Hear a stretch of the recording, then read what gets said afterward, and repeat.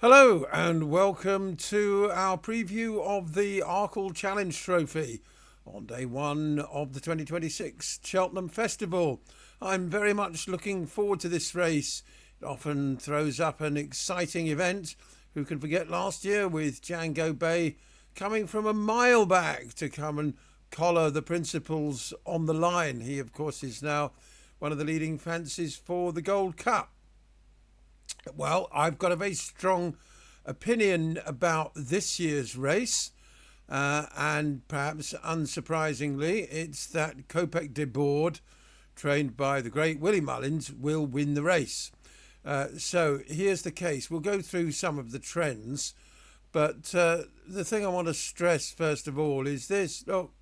Lulamba, the current favourite, couldn't win the Triumph Hurdle last year. Came second to Poniros, and Poniros, I quite like him for the champion hurdle. I think he's got each way potential. That says as much about the parlous state of the 2 mile championship hurdling division as much as it does about him as an animal. But Lulamba couldn't quite win the Triumph Hurdle. Now, he then went on and reversed the form with Poniros at Punchestown, of course, and has looked very good over fences. People didn't like his jumping first time out at Exeter. He was much better at Newbury last time, and of course he's won a Grade 1 in between. But already they're talking about stepping him up in trip. In fact, he was entered for the 2.5 mile novice hurdle at Aintree last year, didn't end up running in it, but that gives you an indication that they think he's going to be more of a stayer in due course. They're all novices, so anything could make a mistake or even, heaven forbid, fall or unseat the jockey. They always used to say back the outsider of 3 in any novice chase. So you never want to be overly confident about novice chases, but here's my point. Kopek de Board last year won the Supreme Novices Hurdle as an odds-on shot, and he won it quite easily, very, very impressively. And before that, of course, he'd won the Grade 1 at the Dublin Racing Festival equally impressively and was generally hailed as a world beater. He then, of course, disappointed at Punchestown. That can happen. Gone over the top by then. It is in May. Came back in this year. Looked very good, winning his debut over fences at Naas. And then we haven't seen him since. And for some reason, that absence, people seem to think, is a negative. It isn't for me. I think where Willie Mullins is concerned, if anything, it's a positive. Now, he had a tremendous workout at Punchestown the other day, where Willie simply said, "Go about your business," to him and a few other chasers. And of course, we haven't seen it. We haven't seen any footage, but everybody was apparently extremely impressed with the way Kopek de Board pulled clear of his stablemates over the fences at Punchestown and looked very good while doing it. Now, the Supreme Novices Hurdle is a much better race than the Triumph Hurdle. It's as simple as that. The horses are older, they're more mature. It's run on a different track, of course, but 9 times out of 10, 19 times out of 20, the Supreme Novice Hurdle winner is a better horse, goes on to have a bigger career than the Triumph Hurdle winner. Of course, the year before last, Madgeborough won the Triumph Hurdle, and he's now favourite for the Champion Chase, but he was always identified by Willie as a potential chaser. Great big horse, one of these French breds which mature early, as is Kopek de Board, as is Lulamba for that matter. But these French horses often peak before British and Irish bred horses. Aplutard was retired at 9 or 10. These are often at their peak at sort of 6, 7, 8. That's about it. So Kopek de Board being a 6-year-old, well, the trends are with him on that score. Willie's trained a number of 6-year-old winners, Duc de Genièvre, Douvan, to name but 2. So I'm quite happy with the fact he's 6. And quite simply, he's the best horse in the race. He's now 2-1 9-4. Second in the betting, Lulamba 13-8 with William Hill, who only go 2-1 Kopek de Board. I can see those prices getting much closer together as we get nearer the off. I mean, once Kopek de Board turns up at Cheltenham, everybody can see he's fit, ready, raring to go. He's going to be vying for favouritism with Lulamba. He's one of my bankers of the meeting. As I say, it's a novice chase, so you always want to be mindful of that. Mistakes can be made. Let's have a look at some of the trends for the Arkle. Winning last time out is very important. 11 of the last 12 winners were successful on their last start before going to the festival, so that would appear to rule out Cargisi, who of course was just touched off by Romeo Coolio at the Dublin Racing Festival. They both had hard races there, and although he's unbeaten over fences himself, Romeo Coolio, he was comprehensively beaten by Kopek de Board in the Supreme Novices last year. 4 wins over fences, not to be sneezed at, but 2.5 miles would appear to be his ideal trip if the Golden Miller, the 2.5 mile grade 1, was still in existence. I think the general consensus is that he'd be going there instead. So will he have the pace to cope with Kopek de Board? I doubt it. I think he and Cargisi help make the market for Kopek de Board, who I think should be round about an even money shot on the day. At the moment, as I say, you can still get 2-1, 9-4 with a run, and I think that represents outstanding value. The absence since last year, to me, completely irrelevant where Willie Mullins is concerned. He's more than capable of producing horses for the spring festivals, particularly at Cheltenham. Whether they saw the racecourse 2 weeks ago or 3 months ago seems to make very little difference. Penn Hill, I remember coming back and winning a Stayers Hurdle when he'd been off for a long time. There's nobody better, simple as that, at producing them in the right condition on the big day.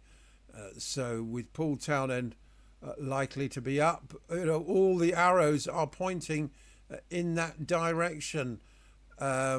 Of course, Nicky Henderson also has a tremendous record in the race. Altior winning it, Shishkin, and last year Django Bay, but his record is slightly eclipsed by Willie Mullins. It does seem that these two, because they get the best stock, tend to dominate the race in recent years. It's a long time since David Pipe had that shock winner. He had only had one run.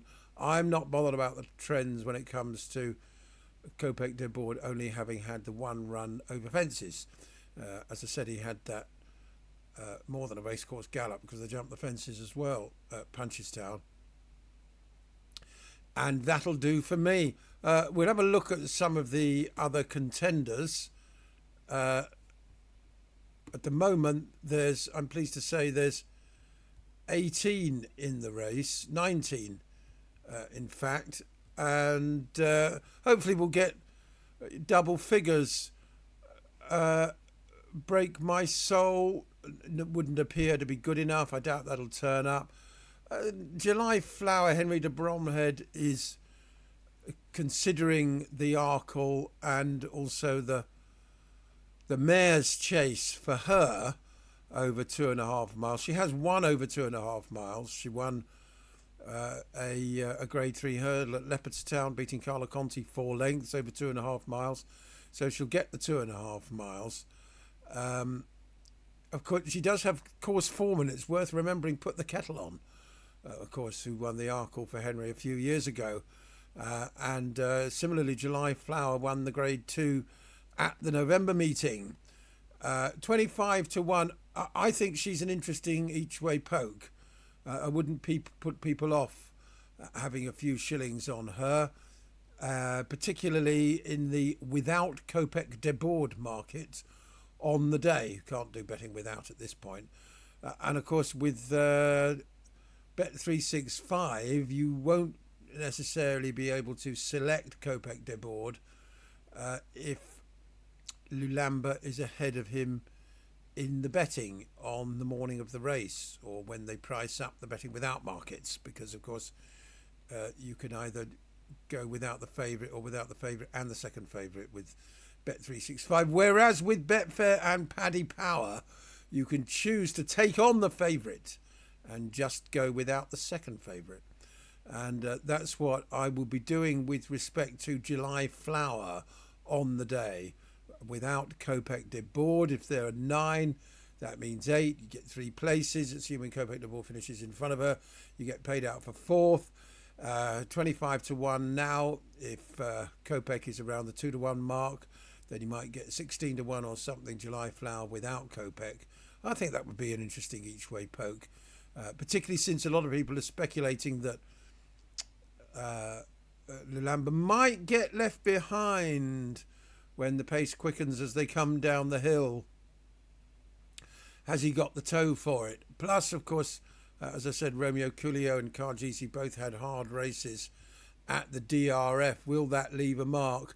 The nibbles and bits and pieces for Steel Ally, the recent Warwick winner on heavy ground. I think he wants soft or heavy ground to show his best form. Water table is very high, but Cheltenham does drain very well. It's not on, any kind of low-lying ground. We'll have to see what the weather does. Of course, so far this year, in the south of England, it has done nothing but pour with rain, particularly over in the west there. It's still too early to get any going reports. Even if it is soft, I can't have Steel Ally. A nice horse, an 8-year-old already, that's against the trends. Of course, he could run into a place, but others would have to underperform for him to win. 6 Mile Bridge won't be going. I think he's going to go for a handicap. Salvatore Mundi, well, even if he does line up, I don't think he's good enough. Nice horse though he is. Port Dulane, that's another one for the great Willie Mullins. Currently trading at 50 to 1. He won a minor chase at Fairyhouse in January. Could be anything, but unlikely to be good enough to win this second or third string for the Mullins yard if he turns up. Might be interesting in the betting without markets or the extra place markets, or indeed the place only markets on the day, particularly if my favourite jockey Danny Mullins is up, but unlikely to trouble the principals. And then Mambo number 5. Well, I thought he had a great chance till he flopped at Warwick. He didn't like the heavy ground, and he hopefully will go for one of the handicaps, whether it's the Jack Richards, the Novice Handicap Chase, or the Plate. I think Ben Pauling will come to his senses, and rather than run him for place money in the Arkle, where he may well get outpaced, they'll go for their handicap. He's a Grade 2 winner, of course. It was so impressive winning the Wayward Lad at Kempton around Christmas time. What a tremendous performance that was. Big horse, very strong traveller, even when it looked like he was in trouble round in the home turn at Kempton. The way he picked up was terrific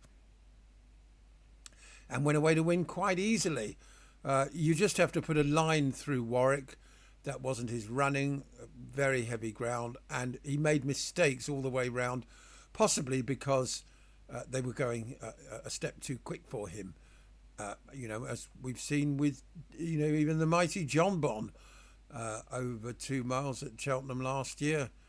He made a catastrophic mistake. It also wasn't helped by that terrible start, was he? I think he would have won the Champion Chase last year had it not been for that. That's one of the reasons why I'm against Marine Nationale this year, but we'll talk about that when the time comes. Mambo number 5, I hope they go for one of the handicaps, and I'll be backing him if they do, because I think over 2.5 miles, particularly on better ground, he's going to stand a great chance, and he might be a nice price because of the Warwick fiasco. We do have to be a little bit wary about Ben Pauling at Cheltenham. I was very excited about one or two of his last year, which ultimately underperformed on the day. But I'm gonna give Mambo number 5 another chance. So, bearing in mind one of the oldest adages in racing, which is, of course, you can always forgive a horse one bad run, and we need to forgive Mambo number 5 his Warwick run and see if he turns up in a handicap. I really don't want him to turn up here because I think it'll be a wasted bullet. We'll wait and see. Now trading at 50 to 1, Kapagi Pike. Now he will be the Mullins second string, assuming he turns up. Danny has ridden him to his 2 most recent successes and will no doubt keep the ride if he turns up. A couple of good judges have put him up as the each way alternative to the front of the market, Tom Siegel and Frank Hickey, among others. And why not? He quite comfortably beat Salvatore Mundi at Thurle, and then of course won at Punchestown in the Grade 3, beating Jacob's Ladder, who franked the form at Leopardstown by winning the valuable handicap there. He's only 6. His RPRs go 118, 138, 151. Well, the 118 wasn't truly his running, but 138 to 151. Well, the sky's the limit. He will be going in my each way multis, put it that way. No problem on the day. So let's hope Kapagi Pike turns up. The price, well, nibbled into 14 to 1. He might shorten up a bit, or depends who else turns up, how much strength there is behind some of the others. But as I say, I think Cargeezy and Romeo Coolio will both be in front of him in the betting on the day. The field is starting to solidify. Let's hope we get the level 8 at least for each way purposes, and preferably 9. Okay, of the rest, I can't see much else that's going to trouble the judge. Lucy Wadham has left Jax Jr. in there. He won the handicap at Sandown off 139, would now be rated around 145. You really need to be rated 150 to win this. The other one that people are talking about is Irish Panther, who as a 9-year-old on the trends would have no chance. But, he's a nice horse.